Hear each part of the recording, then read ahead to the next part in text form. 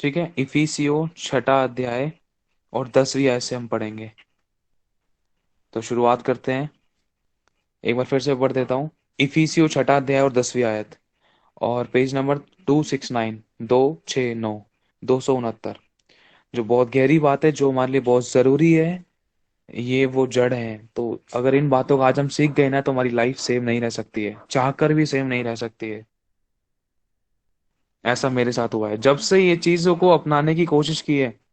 जब से इन बातों को, इन प्रकाशनों को, इन रेवलेशन को, इन तरीकों को और इन हथियारों को, इन अधिकारों को इस्तेमाल करने की कोशिश की है, तो जब से मेरी लाइफ सेम नहीं रही है। मैं भी चाहता हूँ कि आप लोग भी चेंज हो, आप लोग भी पढ़ें, क्योंकि ये बहुत गहरी बातें हैं और इनके बहुत गहरे गहरे प्रकाशन है।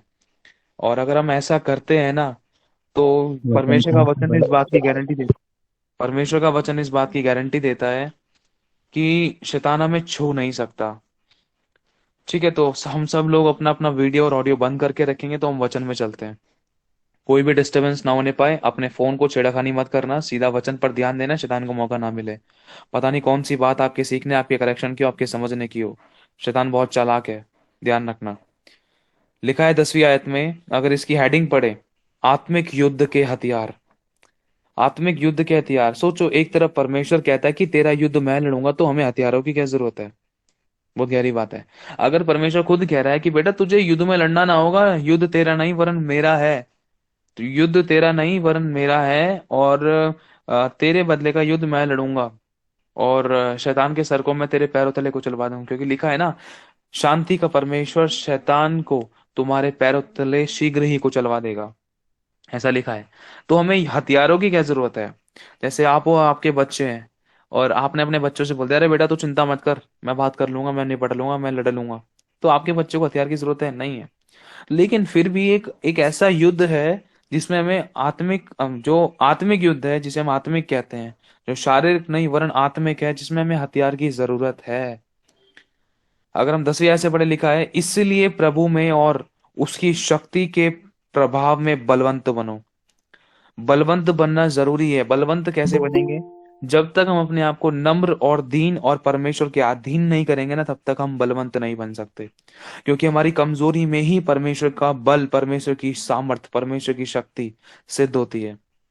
और जब जब हम कमजोर पड़ते हैं, तब तक हम बलवान नहीं होते। ये सच्चाई है, क्योंकि मेरे भाई और बहनों, परमेश्वर हमारा बल है। और उसका बल हमारे अंदर तभी काम करता है जब हम कमजोर होते हैं।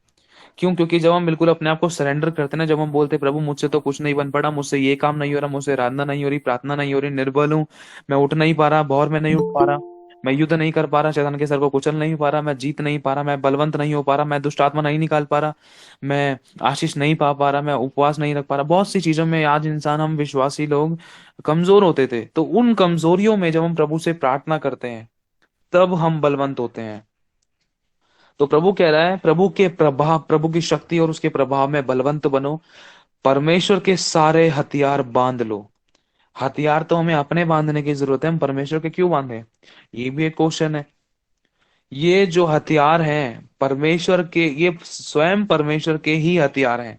अगर परमेश्वर कभी लड़ता है, तो वो किसी गंडे या ताबीज से, वो तलवारों से, वो हाथी घोड़ों से नहीं लड़ता है, क्योंकि लिखा है किसी को घोड़ों का सहारा है, किसी को रथों का सहारा है। लेकिन जो परमेश्वर युद्ध लड़ता है, वो अपने हाथों से नहीं लड़ता है, वो तलवारों से नहीं लड़ता है, वो झिलम से, ढाल से नहीं लड़ता है, वो अपने मुंह के शब्द से, अपने आत्मा की तलवार से, मतलब उसका भी एक आत्मिक युद्ध है। अगर हम जाने, तो परमेश्वर भी एक झिलम पहनता है सत्य से, वो भी एक कमर कसता है, वो भी एक पटुआ बांधता है, उसके भी कुछ हथियार हैं। तो उसी के रिगार्डिंग परमेश्वर ने आत्मिक तौर में हमें बताए हैं। पर जो ये हथियार हैं, ये वो वाले हथियार नहीं है जो आंखों से दिखाई दे। ये हथियार वो हैं जो आत्मा में हम महसूस करते हैं, और जो करना भी है, जिसके द्वारा हम युद्ध जीतेंगे। ध्यान से समझना। अगर हम आत्मिक रूप में कमजोर पड़ गए, अगर कोई इंसान आत्मिक रूप में कमजोर पड़ गया, तो उसको शरीर में नाश होने में समय नहीं लगेगा। इसलिए प्रभु कह रहे हैं, आत्मिक युद्ध के हथियार, आत्मिक युद्ध के हथियार परमेश्वर इसीलिए कह रहा है, बेटा अगर तुम्हारी आत्मा मजबूत हो गई वचन में, प्रकाशन में, सामर्थ में, परमेश्वर के अधिकारों में, और परमेश्वर की सामर्थ में, उसके युद्ध के तौर तरीकों में, अगर हमारी आत्मा मजबूत हो गई, तो हमारा शरीर को मजबूत होने में समय नहीं लगेगा।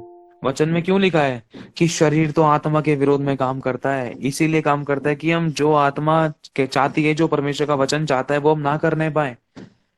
शरीर, अगर जो शरीर के लिए होता है विनाश की कटनी को काटता है, लेकिन जो आत्मा के चलाए चलता है वो अनंत जीवन की कटनी को काटेगा। इसीलिए हमें आत्मिक युद्ध के हथियारों को जानना, पहचानना, उनको पहनना, उनको इस्तेमाल करना जरूरी है। और अगर आत्मिक युद्ध के हथियार अगर हमने पैर रखे हैं तो हमारे शरीर को भी प्रोटेक्शन मिलती है। ये सच्चाई है। उदाहरण के तौर पर आपको बताना चाहता हूँ। अब एक दो आदमी हैं, एक विश्वासी है, एक अविश्वासी है। अब दोनों को कैंसर बताया था डॉक्टर ने कि कैंसर हो सकता है। ये धब्बा, ये ड्रॉप, ये काला काला, ये एक्सरे में या अल्ट्रासाउंड में कैंसर हो सकता है। अब यही चीज, इसी कैंसर वाली बात को लेकर एक अविश्वासी सोच रहा है, हाय हाय हाय हाय कैंसर, हाई कैंसर, हाई कैंसर, अब इतने समय, इतना महीना जीऊंगा, ये है वो है। वो, उसका आत्मा मजबूत नहीं है, तो उसके शरीर पर डायरेक्ट अटैक पड़ा। बंदे को 6 महीने का टाइम था, लेकिन वो 3 महीने में चल बसा। क्यों? क्योंकि वो आत्मिक रूप से मजबूत नहीं है। डॉक्टर ने सिर्फ कहा है, लेकिन डॉक्टर ने कहा है कि हो सकता है, लेकिन उसने, उस अविश्वासी ने बोल बोल कर उस बात को अपने ऊपर इतना हावी कर लिया कि एक अविश्वास को विश्वास में बदल लिया। समझना, ये बहुत गहरी बात है। ये किस प्रकार का अंधविश्वास था, उसको विश्वास में कैसे बदल लिया। जैसे आप लोग कभी बसों में जाते हो, आपने बस का नंबर देख लिया और आप उस बस में चढ़ गए। आप बस ये विश्वास करते हो कि ये वाली बस नंबर फलाना फलाना जगह पर जाएगी और आपको बस टिकट लेनी है। आप ना तो ड्राइवर से पूछते हो, आप ना कंडक्टर से पूछते हो। आप ना तो ये सोचते हो कि ड्राइवर कंडक्टर हिंदू है, मुस्लिम है, सिख है, ईसाई है, पियक्कड़ तो नहीं है, मार काट करने वाला तो नहीं, सही चलाएगा नहीं चलाएगा, ड्राइविंग लाइसेंस है नहीं है, रोकेगा नहीं रोकेगा, उतारेगा नहीं उतारेगा, पहुंचाएगा नहीं पहुंचाएगा। हम इतने सारे क्वेश्चन नहीं करते हैं। हम करते क्या है, हम जाते कि बस का नंबर देखते हैं, एक ऐसा मजबूत विश्वास दिखाते हैं, चाहे भले ही हमें पता, चाहे भले ही हमें नहीं पता कि बस बीच में हाईजैक होगी या ब्रेक फेल होगी या खराब होगी या पहुंचाएगी या नहीं पहुंचाएगी, लेकिन हम उस नंबर को देखकर चढ़ जाते हैं, कंडक्टर से टिकट लेकर अपनी सीट पर बैठ जाते हैं। कैसा विश्वास दिखाते हैं कि हाँ, मन में यही रहता, भाई इस नंबर की बस मुझे मेरी डेस्टिनी तक पहुंचा देगी।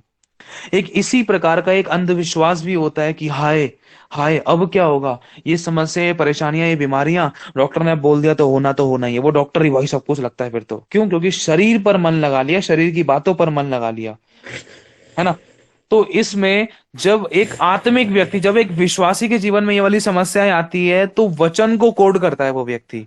वो क्या बोलता है कि नहीं, यीशु का वचन कहता है, लिखा है कि मैं इन बातों पर विश्वास नहीं करूंगा, मैं परमेश्वर के वचन पर विश्वास करूंगा। और वचन क्या कहता है कि निश्चय यीशु ने मेरे दुखों को उठा लिया, मेरी दर्द पीड़ाओं को ले लिया, और यीशु के मार खाने से मैं चंगा हूं, मुझे कोई बीमारी नहीं हो सकती, क्योंकि यीशु ने कहा है कि मैंने तेरी दुर्बलताओं को, तेरी महामारी और रोगों को, तुझे, तेरी महामारी को मैंने अपने ऊपर ले लिया। क्योंकि वचन में लिखा है कि मेरे निकट 1000 मेरी दाहिनी और 10,000 गिरेंगे गिरेंगे, परंतु कोई मेरे पास ना आएगा। परमेश्वर मुझे महामारी, महारोगों से, दुष्ट के चलते हुए तीरों से, विपत्तियों से, बहेली के जाल से, उस महारोगों से वो मुझे बचाकर रखेगा। तो एक आत्मिक व्यक्ति इसी वाली सेम परिस्थिति को आत्मिक रूप से मजबूत होने के कारण वो अपने शरीर पर अटैक नहीं होने देता। क्यों? इसीलिए, क्यों? क्योंकि वो आत्मिक है, उसने अपनी आत्मा को मजबूत कर रखा है, उसने आत्मा में इस वचन के अधिकारों को, हथियारों को इस्तेमाल किया है, इसीलिए शरीर पर अटैक नहीं हो सकता। यही तो तरीका है। एक बीमार इंसान प्रभु के पास आने के बाद क्यों जल्दी चंगा हो जाता है? क्यों? क्योंकि एक उसकी उम्मीद होती है आत्मा में। तो इसलिए प्रभु कह रहा है कि परमेश्वर के सारे हथियार बांध लो, परमेश्वर के सारे हथियार बांध लो कि तुम शैतान की युक्तियों के सामने खड़े रह सको। प्रभु यहाँ पर कह रहा है हथियार बांध लो शैतान की, तुम योजनाओं के सामने खड़े रह सको। यहाँ पर अगर हम हथियार बांधने तो हमें लड़ना जरूरी है ना, लड़ना जरूरी, लेकिन फिर भी प्रभु कह रहा है तुम खड़े रह सको। खड़े रहने के लिए प्रभु इसलिए कह रहा है, बेटा देखो, अगर तुम हथियारों को पहनोगे तो वो मेरी आज्ञा है, अगर तुम आज्ञा का पालन करोगे तो तुम्हारा युद्ध तो मैं ही लड़ूंगा, तुम्हें सिर्फ खड़े रहना है। जैसे यरीहो की दीवार में हुआ था और यहोशापात के समय में हुआ था। समझने की कोशिश करना, बस लोग खड़े हुए थे, जोरों शोरों से परमेश्वर की महिमा के नारे लगाए थे, यहोवा धन्य है, उसकी करुणा सदा की है। वो बड़ी दीवार जिस पर समझ लो 10 के 10 रथ चौड़ाई में एक साथ दौड़ सकते हैं, इतनी चौड़ी, इतनी सामर्थ्य, इतनी पत्थरों से भरी हुई दीवार थी, पहाड़ी पत्थरों से। सोचो, उसमें कोई सुई भी टच करने की जरूरत नहीं पड़ी। सुई भी टच करने की जरूरत नहीं पड़ी, वो दीवार यूं ही ढह गई। कैसे? जब परमेश्वर ने उनका युद्ध लड़ा तो खुदावंद ने अपने युद्ध के दूतों को भेजा, अग्नि में रथ और अग्नि में घोड़ों को। और जब वो युद्ध के दूतों ने उस बात पर कब्जा किया, कब्जा कब हुआ? जब उन्होंने परमेश्वर की दुहाई दी और उसके अनुसार करा, अपने आप को उसके अधीन करा, सरेंडर किया, प्रभु मैं नहीं तोड़ सकता, तू तोड़ सकता है इस दीवार को। तो उन्होंने उन्होंने क्या हथियार इस्तेमाल किया? उन्होंने हथियार इस्तेमाल किया, परमेश्वर की आराधना की, ऊंचे स्वर से उन्होंने गाकर स्तुति करी, उनके सारे शत्रु मर गए। मतलब ये दो टॉपिक है, एक यहोशापात का है, एक गिदौन की सेना का है, और एक है वो यरीहो की दीवार का। तो उन्होंने अपने हथियार बांध रखे, और एक ने आराधना करी ऊंचे स्वर से, वो यरीहो की दीवार ढह गई। एक ने परमेश्वर पर विश्वास रखा, अपने हथियारों को बांध के रखा, तैयारी रखी, तो उनके शत्रु हार गए। रातों रात उनके शत्रु आपस में लड़ लड़कर मरने लगे, ऐसा लिखा है, आपस में लड़ लड़कर मरने लगे। क्योंकि हमारा यह मलयुद्ध लहू और मांस से नहीं है। आज हम कई बार सोचते हैं कि मेरा पति बुरा है, मेरी पत्नी बुरी है, मेरे बच्चे बुरे हैं, मेरे लोग बुरे हैं, मेरे दोस्त बुरे हैं, मेरे परिवार बुरे हैं, मेरे पास्टर बुरा है, इसने ऐसे बोल दिया, उसने वैसे बोल दिया, ये तो सुनता ही नहीं है, तो समझता ही नहीं। हम ज्यादा अपने आप को वचन से भरा हुआ समझते हैं ना। तो कई कई बार है ना, हम ये सोचते हैं कि ये इस वाले में शैतान काम कर रहा है, दुष्ट आत्मा काम कर रही है, और हम अपने लोगों से बुरा मान जाते हैं, अपने लोगों से लड़ बैठ जाते हैं। तो ये हम परमेश्वर की अधीनता में नहीं है। अधीनता में नहीं होंगे तो शैतान का सामना नहीं कर सकते। शैतान का सामना नहीं है तो शैतान फाड़ देगा, फाड़ देता है। तो हमें ये पहले जानना है कि हमारा मलयुद्ध कैसा है, आत्मिक है, जो कमी के रूप में, घटी के रूप में, बीमारी के रूप में, लड़ाई दंगे मौत एक्सीडेंट झगड़ा कलेश वाद विवाद नामाफी की बातें ईर्ष्या ढा जलन व्यभिचार, इन सब तरीके तौर तरीके के रूप में ये अंधकार की सत्ता, अंधकार की शक्तियां काम करती थी। ये आत्मिक रूप में है, ये आत्मिक रूप में इंसान को खोखला करती है, फिर वो बातें, फिर वो शारीरिक रूप में बदलती है, फिर इंसान आत्मिक बातों को सोच सोच कर, अपने मुंह से उनको बोल बोल कर अपने मनुष्य से झगड़ा कर बैठता है। कोर्ट केस तलाक झगड़ा कलेश वाद विवाद सारी बातें उत्पन्न होती है, फिर लड़ाई दंगे होते हैं, फिर मौत एक्सीडेंट्स, फिर पाप करने के कारण शैतान को बहुत गंदी तरीके से अवसर मिलता है, फिर वो चारों तरफ से घेर कर मारता है, खदेड़ देता है। क्यों? क्योंकि आत्मिक रूप से स्ट्रांग नहीं है ना। हमने सोचा कि हमारा मलयुद्ध शारीरिक रूप में है, असल में तो यह कोई मनुष्य बुरा नहीं है, क्योंकि लिखा है हमारा यह मलयुद्ध मांस और लहू से नहीं, परंतु प्रधानों से, अधिकारियों से, और संसार के अंधकार के हाकिमों से है, और उस दुष्टता की आत्मिक सेनाओं से है जो आकाश में है। आकाश में कौन सी सेना है? देखो हम कहते हैं ना कई बार कि भाई ऊपर वाला बचा लेगा, ऊपर वाला है, ऊपर तो बहुत सारे हैं, हमें भूलकर भी ऐसे शब्द नहीं बोलने चाहिए, ऊपर वाला सब देख रहा है। हाँ, ऊपर ऊपर बहुत सारी भाई शक्तियां हैं, ऊपर परमेश्वर की शक्ति भी है, अंधकार की शक्ति भी है। अब तो ऊपर वाला ही संभाले, अब तो ऊपर वाला ही करेगा। हाँ, ऊपर वाले को बोलेंगे तो ऊपर वाला करेगा भाई, कौन सा करेगा? अब उसके लिए हमें नाम लेना है ना, नाम लेना है, नाम लेना जरूरी है। क्योंकि यीशु ने कहा है, यदि तुम मेरे नाम से मांगोगे, मुझे पुकारोगे, तो मैं सुनूंगा। इसके अलावा अगर कोई और नाम ले रहे हैं, या फिर हम सिर्फ ऊपर वाला बोल रहे, तो दुष्ट आत्माएं भी सुनती हैं। लिखा है, इसलिए परमेश्वर के सारे हथियार बांध लो कि तुम बुरे दिन में सामना कर सको और सब कुछ पूरा करके स्थिर रह सको। मतलब प्रभु कह रहा है अपने सारे हथियार बांध लो, परमेश्वर के सारे हथियार बांध लो। जिसमें हथियार कौन कौन से हैं? अगर कभी भी आप प्रार्थना करते हो, रेगुलरली ये काम हमें करना है, आराधना प्रार्थना, प्रार्थना के बाद जब भी 12 बजते हैं, 12 बजने से पहले या 12 बजने के बाद, मतलब एक दिन में एक बार हमें आत्मिक हथियार पहनने हैं। दिन की शुरुआत होने से पहले, सोने से पहले, सुबह का सूरज समय देखने से पहले, इन तीनों टाइम में एक ना एक बार तो हमें ये आत्मिक हथियार पहनना जरूरी है। अगर आत्मिक हथियार नहीं है तो हमारा मलयुद्ध बेकार है, हमारी तैयारी नहीं है, हम परमेश्वर के वचन के अनुसार नहीं चल रहे हैं। अगर हमने हथियार नहीं पहन रखे हैं तो शैतान कभी भी अटैक कर सकता है। जैसे उदाहरण के तौर पर, अब आपके घर में कोई चोर आया था, आपने चोर को पकड़ लिया, उसके हाथ में पर्स था, उसके हाथ से पर्स छीनकर दो चार उसके घुसे मारे और खूनम खान कर दिया उसको, और उसको भगा दिया। पकड़ के आप लोगों ने उसको भगा दिया। भगाने के बाद हुआ क्या कि आप क्या अपने घर का दरवाजा खोलकर रखोगे? नहीं ना। जब आप अपने दुनियावी घर का दरवाजा चोर को भगाने के बाद दोबारा से बंद करोगे, तो इसी तरीके से एक आत्मिक आत्मिक युद्ध की आत्मिक युद्ध की सत्ता को हराने के लिए कुछ रक्षा और सुरक्षा, कुछ ऐसे रक्षा कवच हैं, कुछ ऐसे आत्मिक युद्ध के हथियार हैं जिनसे आपको रक्षा और सुरक्षा का बाड़ा लगाना है, कवर करना है, अपने आप को परमेश्वर के दायरे के अंदर कवर करके रखना है। इसी तरीके से आत्मिक युद्ध भी है, ताकि आत्मिक रूप में शैतान सेंध ना लगाने पाए। क्योंकि लिखा है, चोर किसी और काम के लिए नहीं वरन चोरी करने, नाश करने और घात करने आता है।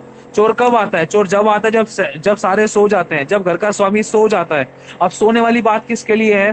कहने का मतलब ये है, जैसे कि अगर कोई विश्वासी, परमेश्वर का जन, अगर आत्मा में, वचनों में, प्रार्थना में और आत्मिक युद्ध के हथियारों में अगर तैयार नहीं है, अगर मजबूत नहीं है, तो शैतान कभी भी फटक सकता है, कभी भी व्यभिचार की आत्मा दे सकता है, कभी भी व्यभिचार के गलत और गंदे सपने दे सकता है, कभी भी बीमारी दे सकता है, कभी भी काम कर सकता है, कभी भी घर परिवार की परिस्थिति को बिगाड़ सकता है, कभी भी लड़ाई दंगा मौत एक्सीडेंट्स की ऐसी परिस्थिति को क्रिएट कर सकता है, कभी भी आपस में किसी प्रकार का कोई भी नुकसान करा सकता है। तो आगे लिखा है कि अपने सारे हथियार बांध लो कि तुम बुरे दिनों में सामना कर सको। देखो ये दिन बुरे हैं, मैं दोष नहीं लगा रहा किसी पर, दिन बुरे हैं, क्योंकि देखो कितने उपवास के दिन चल रहे हैं, दूसरे अन्य अन्य उसके धार्मिकता के, है ना। कोई 9 दिन का रखता है, कोई 16 दिन का रखता है, कोई किस प्रकार का, कोई किस प्रकार का।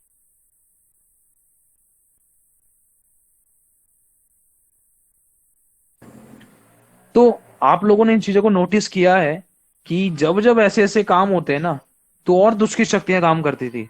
मतलब ये टाइम ऐसे होते हैं, मैं इनडायरेक्टली बोलना चाहता हूँ, इस बात को समझना।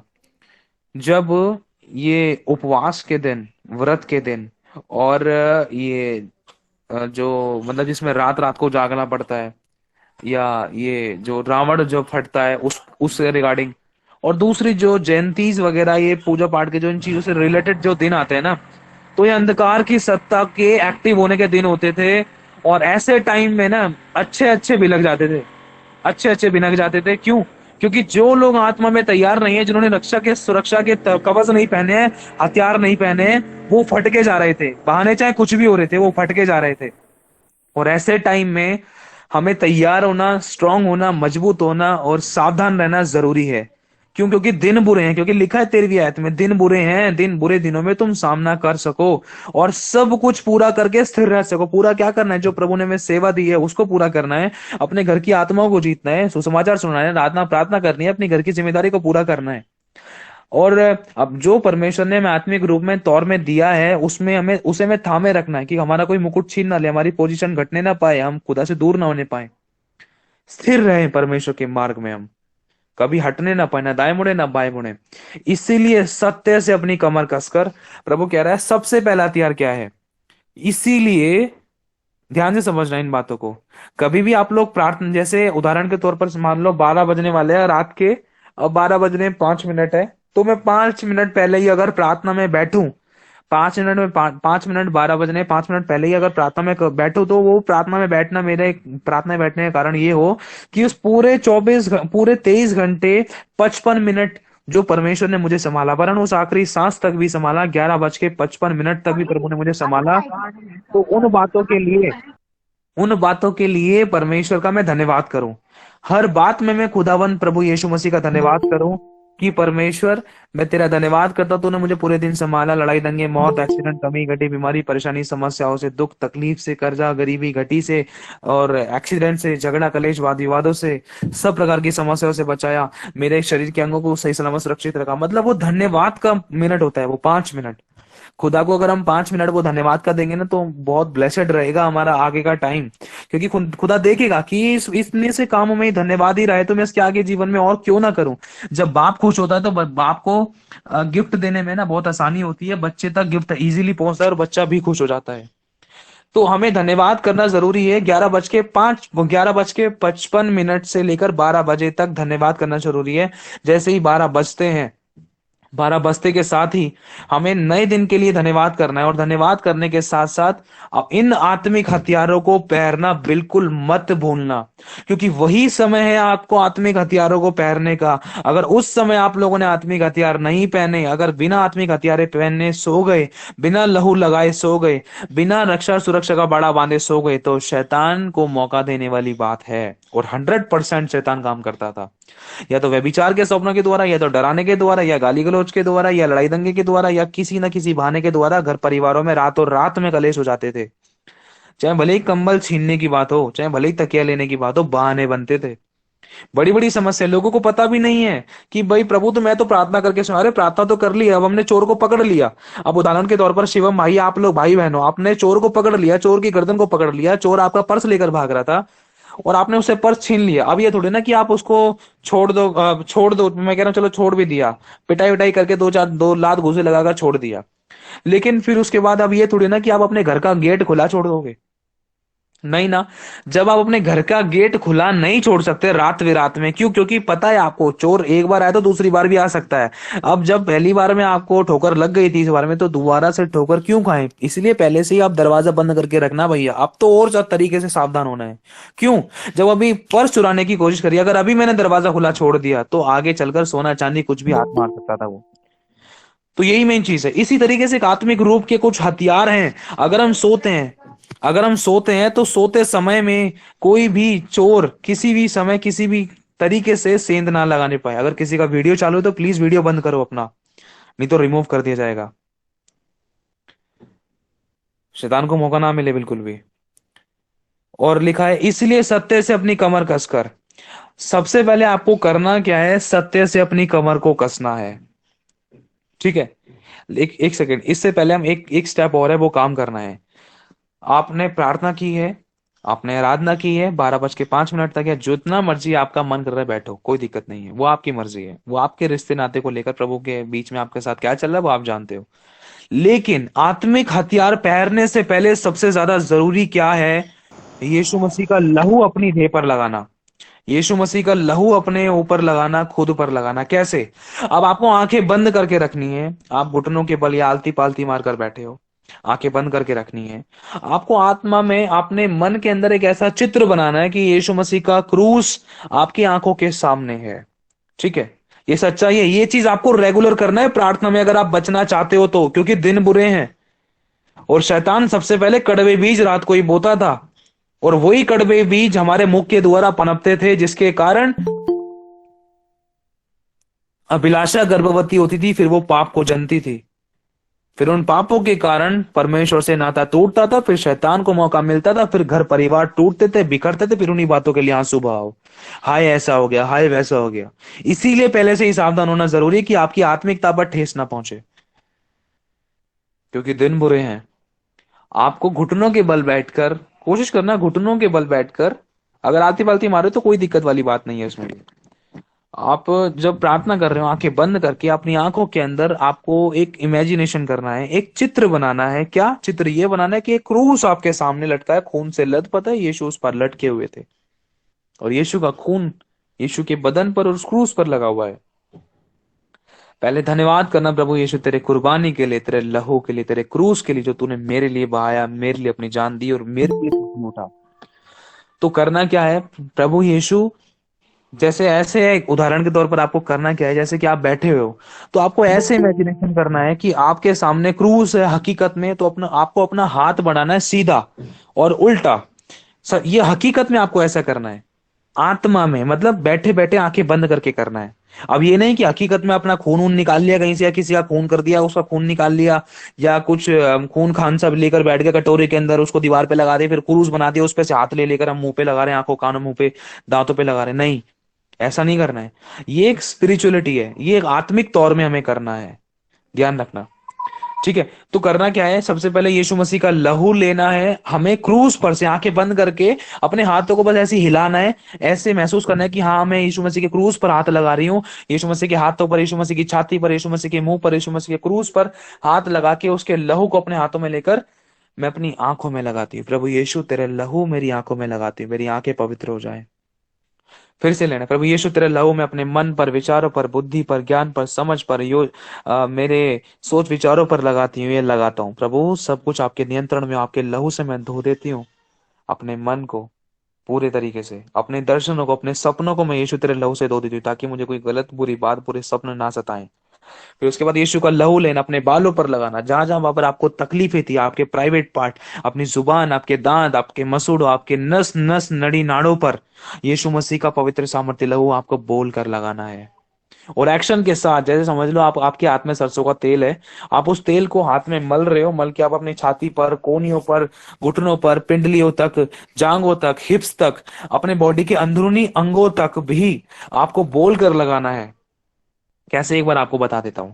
जैसे आपको किसी अंदरूनी अंग में कोई दर्द परेशानी या पीड़ा थी या कोई दिक्कत थी या कोई तकलीफ थी या कितना भी बड़ा रोग था, मेरे भाई और बहनों, परमेश्वर उस रोग से आजाद कर सकता है कि वो करेगा, अगर हम विश्वास से उस लहू को अपने अंदर लेंगे तो। कैसे?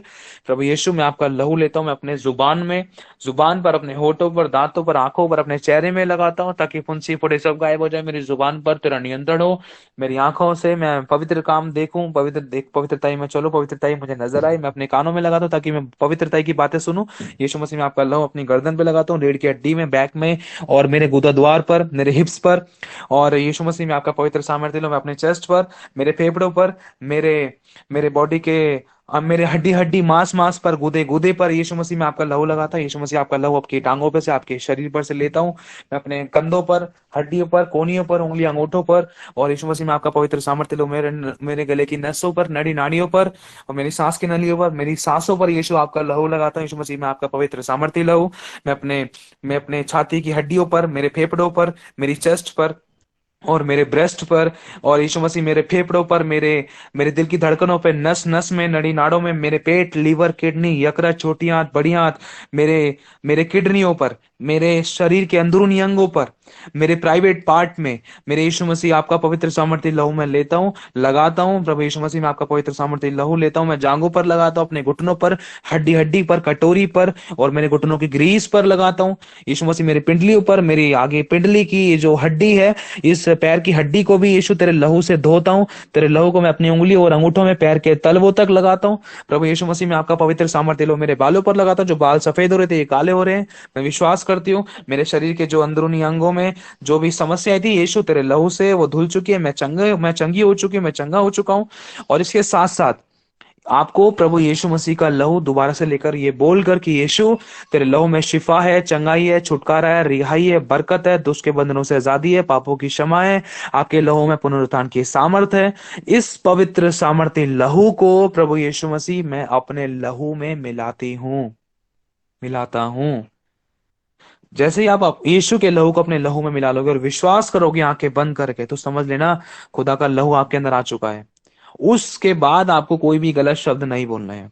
कोई रोग नहीं रहेगा, कोई बीमारी, तकलीफ, कमी, घटी, परेशानी नहीं रह सकती। अगर थी भी तो वो जाती रहेगी। मैं कह रहा हूं रह नहीं सकती है वहां पर। ये सच्चाई है, हमने अपने जिंदगी में अनुभव किया, इसलिए आपको बताना चाहता हूं। तो ये लहू लगाने के बाद आपको वचन की धार्मिकता को पहनना है, वचन को इस्तेमाल करना है। वचन को इस्तेमाल करने का मतलब ये है कि जो आत्मिक हथियार हैं इनको पहनना शुरू करना है। जैसे आप अपनी कमर पर नाड़ा बांध रहे हो या कोई रस्सी कस रहे हो, इसी तरीके से प्रभु, ये लिखा है ना इफिसियों 6 अध्याय 14वीं आयत में, इसीलिए सत्य से अपनी कमर कसो। एक बैठे बैठे ही घुटनों के बल अपने हाथों को ऐसा रखो कि प्रभु मैं कुछ बांध रही हूं, प्रभु मैं यीशु तेरे नाम सत्य से अपनी कमर को कसती हूँ। और आगे लिखा है कि और हाँ, और धार्मिकता की झिलम पहनती हूँ। धार्मिकता की झिलम होती है जो हम जैसे टी शर्ट पहनते हैं ना, उस तरीके से हमारे छाती से लेकर हमारे प्राइवेट पार्ट तक वो हमें कवर करके रखती है। जैसे पुराने समय में जैसे पुराने समय में हुआ करता था, जब लोग शारीरिक हथियार पहनते थे तो अपनी छाती को बचाने के लिए एक झिलम पहनते थे आगे की तरफ, पीतल की होती थी, कि छाती पेट में किसी की कोई तलवार वगैरह ना लगे और प्राइवेट पार्ट में किसी का कोई वार ना होने पाए। थोड़ा सा वो नीचे तक होती थी, वो घुटनों तक नहीं होती थी, जांग जांग से थोड़ा सा ऊपर होती थी, प्राइवेट पार्ट कवर हो जाता था जिससे। और ये झिलम हमारी पीछे से भी हमारी पीठ को ढकती थी, ठीक है। और इसे कहते हैं धार्मिकता की झिलम। धार्मिकता की झिलम, देखो इन सब चीजों के बारे में गहरे प्रकाशन में आपको शॉर्ट में बता देना चाहता हूँ। सत्य से अपनी कमर कसने का मतलब है कि प्रभु चाहे नुकसान हो रहा था, चाहे घटी हो रही थी, चाहे तकलीफ हो रही थी, चाहे कोई मार रहा था, चाहे कोई गलत बोल रहा था, चाहे कोई दूर हो रहा था, चाहे कोई अपने विरोध में हो रहे थे, चाहे कोई अपने सता रहे थे, लेकिन झूठ नहीं बोलना है।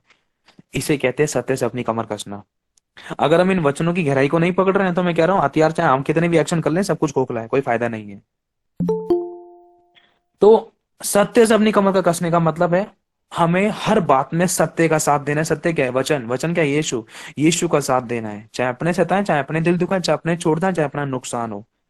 सत्य को पकड़ के रख लिया तो पकड़ के रख लिया। मैं कह रहा हूं अगर सत्य को आज पकड़ लिया, चाहे भले ही नुकसान हो रहा था, उसके बदली खुदावन 100 गुना बढ़कर देगा। ऐसा हम जानते हैं, हमारे जीवन में परमेश्वर ने बड़े बड़े काम किए हैं, इतने बड़े बड़े काम किए हैं कि आंसुओं के साथ परमेश्वर का धन्यवाद हुआ है कि खुदा ऐसा तो कभी सोचा भी नहीं था, तूने ऐसे इतना बड़ा चमत्कार कर दिया, इतनी बड़ी आशीष दे दी।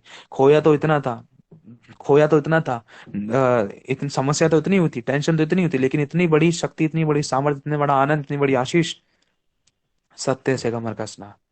इसके बाद धार्मिकता की जिलम पहनना।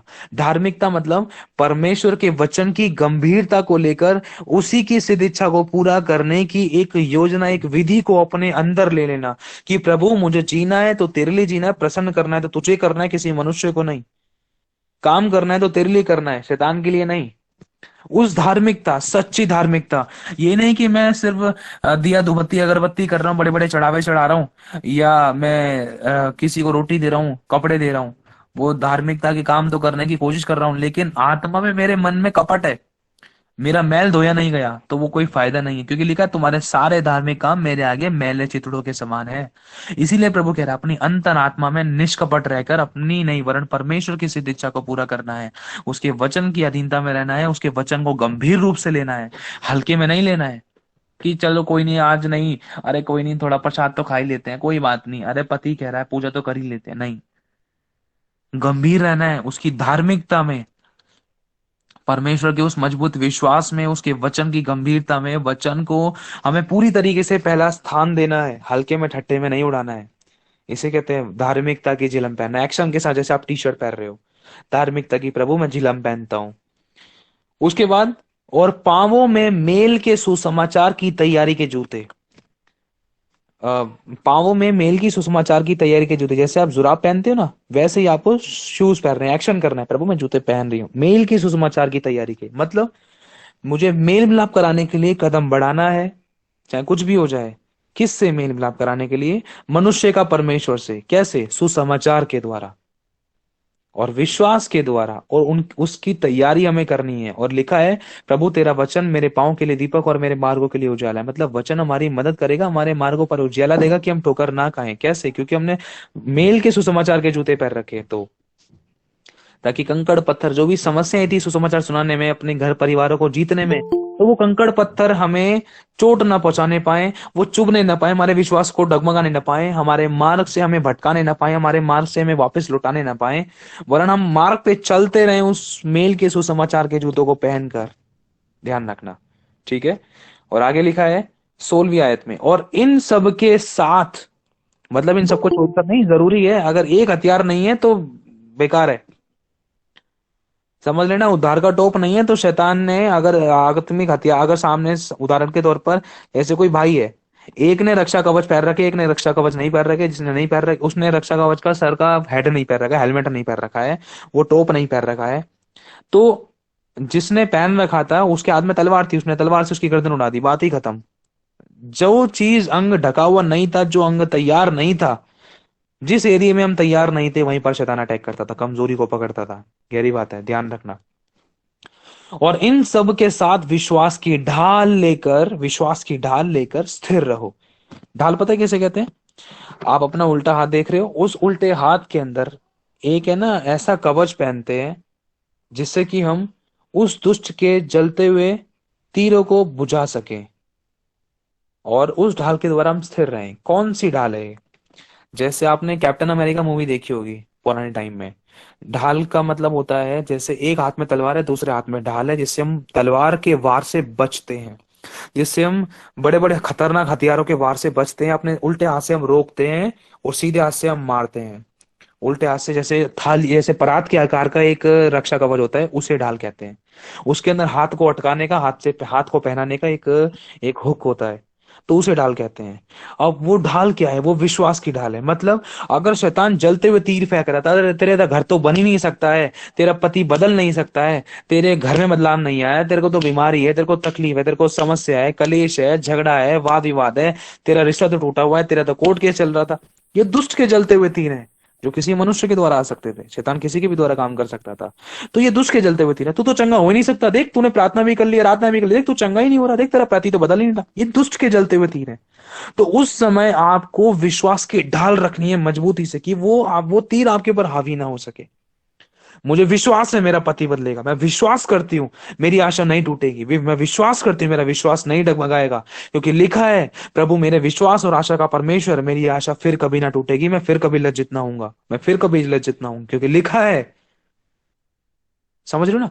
तो ये विश्वास की ढाल लेनी है। मैं लेती हूँ विश्वास की ढाल, आज नहीं तो कल मेरा पति बदलेगा, मैं उपवास रखूंगी और जो काम करना होगा मुझे मेरे हिस्से का वो मैं कर नहीं पाऊंगी, क्योंकि पवित्र आत्मा मेरे साथ है। शैतान तो मुझे हरा नहीं सकता, मुझे गिरा नहीं सकता, मुझे मिटा नहीं सकता, मुझे मार नहीं सकता, क्योंकि यहोवा मेरे साथ है। ध्यान रखना, विश्वास की ढाल, जिससे कि तुम उस दुष्ट के सब जलते हुए तीरों को बुझा सको। और आगे है 17वीं आयत में, और उद्धार का टोप। उद्धार का टोप देखो दो तरीके से है, समझना। एक तो शारीरिक रूप में क्या है, शारीरिक रूप में बैप्टिज्म लेना, उद्धार, पानी का बपतिस्मा लेना, ठीक है, मन फिराकर पानी का बपतिस्मा लेना, उद्धार का टोप, एक तो वो है। और एक आत्मिक रूप में इसको ले सकते हो। जैसे हम सोचो कि एक हेलमेट पहन रहे हैं, अगर आपने यीशु पर विश्वास कर लिया, तो आपने मन फिरा लिया, पश्चाताप कर लिया, तो उसके बाद आपका जैसे एक सेकेंड, विश्वास करना अलग है, पश्चाताप करना अलग है, ये मिक्स नहीं करना हमें।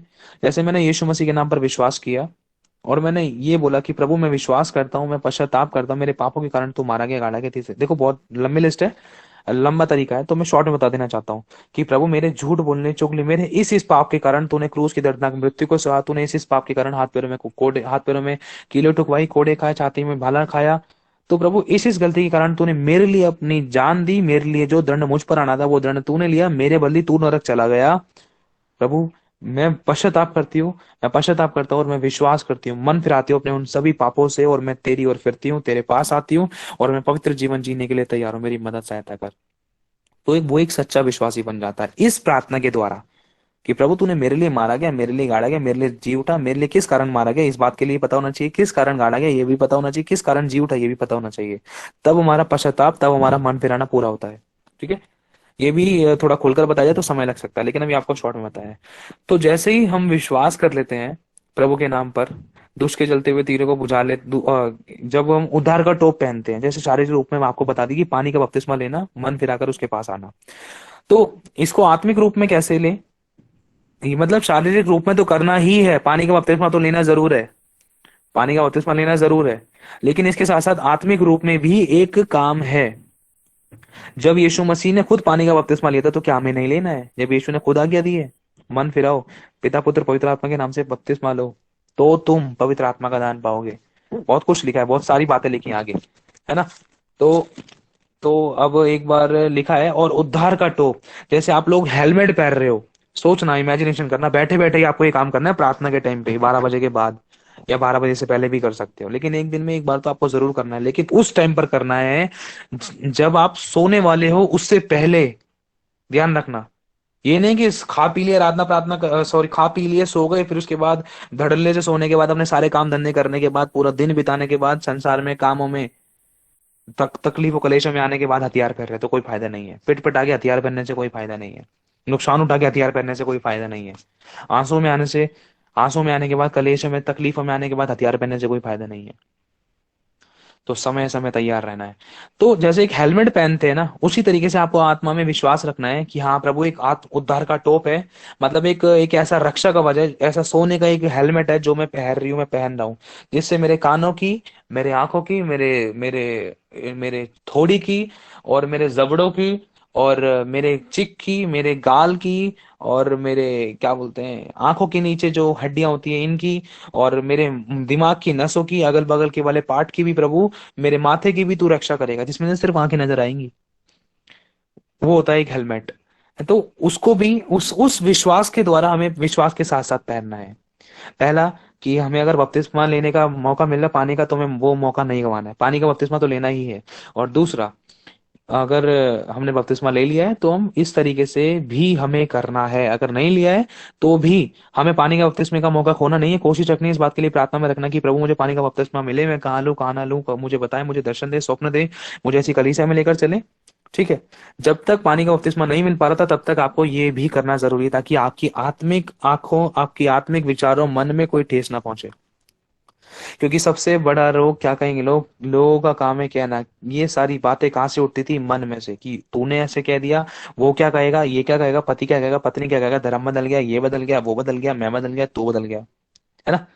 ये सारी बातें कहाँ से आती थी? मन में, क्योंकि लोगों ने अनुभव नहीं लिया है।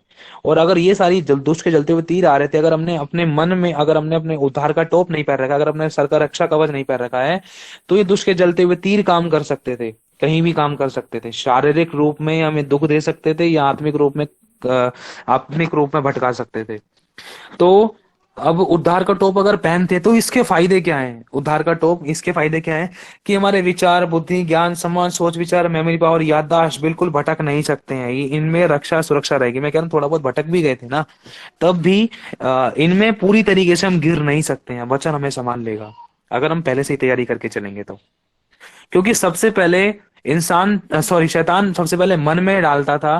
क्योंकि यीशु ने कहा, शैतान ने तुम्हारे मन में ये बात क्यों डाली?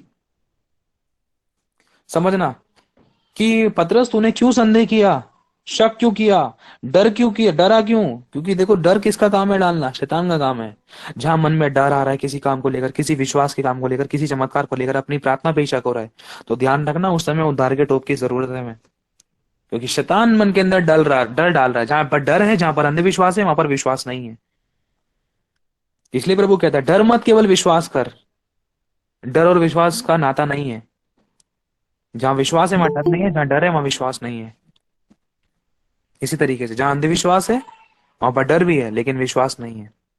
ऐसा हो गया तो, वैसा हो गया तो, ऑपरेशन हो गया तो, बीमारी हो गई तो, पति ने ऐसा कर दिया तो, रिश्ता टूट गया तो, वो आकर मारेगा तो किंतु परंतु अंतु संतु में पड़ गए ना, तो ये अंधविश्वास है। और तो ये डर है, तो यहाँ पर विश्वास काम नहीं कर रहा है। तो ये सारे जलते हुए तीर शैतान ने मन में डाले हैं, तभी तो मुंह से निकल रहे हैं। अभी अंगीकार हो रहे हैं, तो लिखा है जैसा तो बोलेगी, जैसा तो बोलेगा वैसा हो जाएगा। मन में आ रहा है जब भी तो मुंह से निकल रहा है। लिखा है जो बातें तुम्हारे मन के भंडार में होती है वही तुम्हारे मुख से निकलती है। मन के भंडार में क्या है? गाली गलौज है, दुष्टता है, बुराई है, धा है, जलन है, ईर्ष्या है, नामाफी की बातें हैं, वही तो मुंह से निकलेंगी। अब मन तो मन से बोलेगा नहीं, जो मन में वही तो मुंह से निकलेगा। तो यही चीज है, इसीलिए उद्धार का टोप दिया जाता है कि हमारा आत्मिक उद्धार भी, हमारा शरीर का भी उद्धार हो, हमारा आत्मा का भी उद्धार हो, और रक्षा में सुरक्षा में सदा कवर रहे। ठीक है ये। और उद्धार का टोप, इसके साथ साथ आत्मा की तलवार। आत्मा की तलवार पता है किसी को? ये परमेश्वर का वचन है, क्योंकि आगे लिखा है, और आत्मा की तलवार जो परमेश्वर का वचन है ले लो। प्रभु कह रहा है ले लो। क्यों कह रहा है? हमने सारे हथियार तो बांध लिए, लेकिन वचन को नहीं लिया है। क्यों? क्योंकि वचन पर शक हो रहा है, प्रार्थना पे शक हो रहा है, वचन बोल रहे हैं, शक हो रहा है कहीं ऐसा हो गया तो। डॉक्टर ने तो बोल दिया ऑपरेशन से होगा, पता नहीं यार। इसलिए प्रभु कह रहे ले लो। तुम्हारा भी विश्वास मजबूत वचन की तलवार में नहीं है, इसलिए प्रभु कह रहे पहले वचन की तलवार को ले लो, उसके बाद ही तो मजबूत हो पाओगे। इसलिए प्रभु कह रहा कि हाँ, कहा था, हाँ, और आत्मा की तलवार जो परमेश्वर का वचन है ले लो। अगर आपके पास बंदूक है लेकिन गोली नहीं है, वचन की गोली नहीं है, तो कोई भी फायदा नहीं है। अगर बंदूक है, गोली है, लेकिन चलाने नहीं आ रहा, तो भी कोई फायदा नहीं है। कहने का मतलब ये है, अगर गोली को, अगर बीमारी के टाइम पर अगर किसी को चॉकलेट वाली गोली दी जाए तो क्या वो चंगा हो जाएगा? नहीं हो सकता। अगर किसी को बुखार है तो उसको सर दर्द की गोली दी जाए, नहीं हो सकता ठीक। अगर किसी को कैंसर था तो उसको पेट दर्द की गोली दी जाए, नहीं हो सकता ठीक। जो समस्या है उसके लिए वो गोली देना जरूरी है। जैसे आपको धन की घटी थी तो धन का वचन बोलना जरूरी है कि मेरा परमेश्वर मेरे लिए कंगाल हो गया ताकि मैं धनी हो जाऊं। शैतान मेरे जीवन में से निकल जा, घटी के गंदे आत्मा तुझे मैं बांधती हूँ, मेरे जीवन से निकल। चंगाई मेरा हिस्सा है, ये आपके लिए तलवार है। छुटकारा मेरा हिस्सा है, आशीष मेरा हिस्सा है, प्रेम मेरा हिस्सा है, बरकत मेरा हिस्सा है, और आत्मिक उन्नति मेरा हिस्सा है। पवित्र आत्मा के दान वरदान मेरे जीवन का हिस्सा है, ये मेरे जीवन का हिस्सा है, मुझे मिलना चाहिए। ये हथियार है आपके, ये वचन की तलवार है, आपको चलानी है, बोलना है। शैतान लिखा है, लिखा है मैं चंगी हूं, यीशु के ने कोड़े खा लिए, मैं चंगी हो गई। ये आपका वचन की तलवार है, ये आपका हथियार है, इसको आपको इस्तेमाल करना है। बोलो, लिखा है परमेश्वर ने मुझे डर का नहीं, ही आपका संयम का और सामर्थ का आत्मा दिया है। समझने की कोशिश करो, ये आपकी तलवार है। आपको बोलना है कि परमेश्वर ने मुझे हिम्मत दिया है, बल दिया है, सामर्थ दिया। परमेश्वर मेरा बल है, मैं कमजोर नहीं हूं, ये आपका हथियार है। शैतान तो मन में डाल रहा था जलते हुए उड़ते हुए कड़वे तीर, कड़वे बीज बो रहा था कि तेरा पति ऐसा, रिश्ता टूट गया, ये हो गया, वो हो गया, पति नहीं बदल रहा, पत्नी नहीं बदल रही, बीमारी होगी, रोग होगी, प्रभु के पास आने के बाद भी तेरी लाइफ चेंज नहीं हो रही है। ये दुष्ट के जलते हुए तीर थे, लेकिन इस समय आपको वचन को बोलना है। प्रभु ने कहा ढांढस बांध, मैं ढांढस बांध रही हूँ। प्रभु कह रहा है धीरज धर, मैं धीरज धर रही हूँ। शैतान तुझे, तू मेरा कुछ नहीं बिगाड़ सकता, मुझे प्रतिफल देगा परमेश्वर, मेरे को जयवंत करेगा, क्योंकि लिखा है तू प्रभु यीशु मसीह के नाम पर विश्वास कर तो तू और तेरा घराना दोनों उद्धार पाएंगे। वो मेरे घराने का उद्धार करेगा तो करेगा। ये वचन की तलवार है, आपको बोलनी है। मेरा बच्चा चंगा हो चुका है, मेरी पत्नी चंगी हो चुकी है, मेरा पति बदल चुका है तो बदल चुका है। शैतान चाहे कुछ भी बोल रहा था, क्योंकि प्रभु ने कह दिया है तो कह दिया है, वो कह दिया है तो होगा। वचन की तलवार चलाना जरूरी है, उसको समझना जानना जरूरी है। इसीलिए वचन को पढ़ना जरूरी है। तब तक वचन नहीं पढ़ेंगे ना, जब तक हमें पता नहीं चलेगा कि कौन सा वचन हमें कैसी परिस्थिति में इस्तेमाल करना है, किन गंदी दुष्ट आत्मा को बांधना है, किन आशीषों को खोलना है, किन चीजों को दूर करना है, किन चीजों को पास लाना है, किन सरदूतों को बोलना है, किन सरदूतों को बुलवाना है, किन सरदूतों को लड़वाना है। वचन की तलवार ले लो। हथियार है हमारा ये पूरी पवित्र बाइबल, यही तो है वचन की तलवार। अगर इसका ज्ञान है ना, लिखा है कि परमेश्वर का ज्ञान ना होने से उसकी प्रजा नाश हो रही थी, उसका ज्ञान ना रखने से उसकी प्रजा बंधुआई में जा रही थी। और एक तरफ यह भी लिखा है दानियेल में कि जो लोग परमेश्वर का ज्ञान रखेंगे वो हियाव बांधकर बड़े बड़े काम करेंगे। हियाव बांधकर। वचन की तलवार ले लो। वचन की तलवार यही है। जैसे यीशु मसीह के पास शैतान आया था, अरे यीशु तेरी तो हालत खराब हो रही है, हालत टाइट हो रही है, तू एक काम कर, इस पत्थर को रोटी बनने के लिए बोल दे, अगर तू परमेश्वर का पुत्र है। देखो भरमा कैसे रहा है, अगर तू परमेश्वर का पुत्र है, शक डाल रहा है। यीशु अगर शक कर लेता ना तो वहीं पर वो आज्ञा टूट जाती और वहीं पर वो उद्धारकर्ता नहीं हो सकता था, परमेश्वर का पुत्र नहीं हो सकता था। शैतान शक डाल रहा है, वचन के द्वारा ही भरमा रहा था। अरे तेरे को भूख लग रही है, ले रोटी बोल दे इसको, ये वचन, ये पत्थर को रोटी बोल दे। प्रभु ने कहा नहीं, लिखा है पुराने नियम में कि मनुष्य केवल रोटी ही से नहीं परंतु हर एक उस वचन से जीवित रहेगा जो परमेश्वर के मुख से निकलता है। और यीशु जीवित रहा। और लिखा है शैतान कुछ समय के लिए उसके पास से चला गया, हार गया। शैतान ने कहा अपने आप को यहां से गिरा दे। देख वचन संहिता में लिखा है 91 में, तेरे पाँव में पत्थर से ठेस नहीं लगेगी, तुझे हाथों हाथ उठा लेगा। यीशु मसीह ने कहा जा तू मेरी मेरी मतलब अपने प्रभु अपने परमेश्वर की परीक्षा ना कर, ये सब कुछ मेरा, ये सब कुछ मेरे अंडर, मैं क्यों गिराऊं, तो मुझे मत भरमा। वचन से यीशु ने कहा। शैतान ने बोला ना लिखा है, तो यीशु ने भी बोला ये लिखा है, लिखा है। क्योंकि ये वचन की तलवार ही है ऐसी मेरे भाई और बहनों जिसके द्वारा हम जयवंत हो सकते हैं। अगर वचन नहीं पता है, अगर हमें गोली नहीं पता है ना कि किस समय क्या गोली देनी है, किस समय क्या गोली खानी है, किस समय क्या गोली हमें बतानी है, समस्या का हल क्या है, वो हल वो वचन की तलवार ही है। अगर हल नहीं पता है तो फिर हल जोतने वाली बात है, जोतते रहो, हल करो, मेहनत गधे वाली करते रहो, प्रार्थना। जब तक वचन इस्तेमाल नहीं हो रहा, जब तक गोली नहीं आ रही है बंदूक के अंदर, तो गोली, उस गोली से शैतान मरेगा कैसे। जब तक वचन की तलवार नहीं पता है तो शत्रु मारा कैसे जाएगा, उसको जवाब कैसे दिया जाएगा। हमें बोलना जरूरी है कि मैं परमेश्वर की निज पर जाऊं, ये तलवार है वचन की। बोलो मैं निज पर जाऊं, मैं राजपद धारियों में याजकों का समाज हूं, मैं चुनाव वंशज हूं, मैं परमेश्वर का पुत्र हूं। परमेश्वर ने मुझ पर अपनी धार्मिकता को रखा है, मैं परमेश्वर की धार्मिकता हूं, मैं परमेश्वर के रूप और स्वरूप समानता में रचा गया हूं। यीशु मसीह ने मेरे लिए अपना खून बहाया, मैं चंगी हूं, मैं मुझे आशीषित है, मैं आशीषित हूं, मुझे आशीष मिली है, मैं बरकत का अधिकारी हूं। कोई दुख, कोई विपत्ति, कोई आंसू मेरे जिंदगी का हिस्सा नहीं है। यीशु मेरे आंसू को पोंछ देगा। शैतान तू मुझे मत डरा, यीशु मेरी प्रार्थना सुनेगा, क्योंकि यीशु ने कहा है। ये है वचन की तलवार, बोलो उसको। जब शैतान सुनेगा ना अरे इसको तो इतना सब कुछ पता है, तो वो अपना टाइम तुम्हारे पास वेस्ट नहीं करेगा, वो कहीं और जाता। समझने की कोशिश करना, क्योंकि इसको पता चल जाएगा कि भाई ये तो वचन से भरे हुए हैं, आत्मा से भरे हुए हैं, तो तलवारें चला रहे हैं भैया, इनको लड़ना है, इनसे लड़ना बेकार है। इनको पता चल गया अपने अधिकार क्या है, कहीं ये मुझे बांध बूंद के फेंकना दें, अगर इनको ये पता चल गया तो खामा खा जला जलू के फेंक देंगे। वचन की तलवार ले लो। और आगे लिखा है हर समय और हर प्रकार से आत्मा में प्रार्थना करते रहो और विनती करते रहो, और इसीलिए जागते रहो कि सब पवित्र लोगों के लिए लगातार विनती किया करो, और मेरे लिए भी, कि मुझे बोलने के समय ऐसा प्रबल वचन दिया जाए कि मैं साहस के साथ सुसमाचार का भेद बता सकूं। इसके लिए मैं, मतलब मेरे भाइयों और बहनों, प्रभु का वचन यहां पर बता रहा है कि हमें आत्मिक हथियार हमने पैर लिए, छह की छह। उद्धार का टोप, विश्वास की ढाल, आत्मा की तलवार, सत्य से अपनी कमर कस ली, धार्मिकता की जलन पहन ली, मेल के सुसमाचार के जूते पहन लिए, वचन की तलवार ले ली। अब इसके साथ साथ हमें एक काम और करना है ना, हर समय हर प्रकार से आत्मा में प्रार्थना। जिसको अन्य भाषा का वरदान मिला है ना, तो वो अन्य भाषा बोले, ये बहुत जरूरी है। यही तो बड़ा खतरनाक हथियार है, सबसे मेन पॉइंट तो यही है। अन्य भाषा आत्मा में प्रार्थना करोगे तो आप सामर्थ पाओगे, अभिषेक पाओगे, प्रभु के साथ जुड़े रहोगे, आपको पता चल पाएगा होने वाली बातें क्या हैं।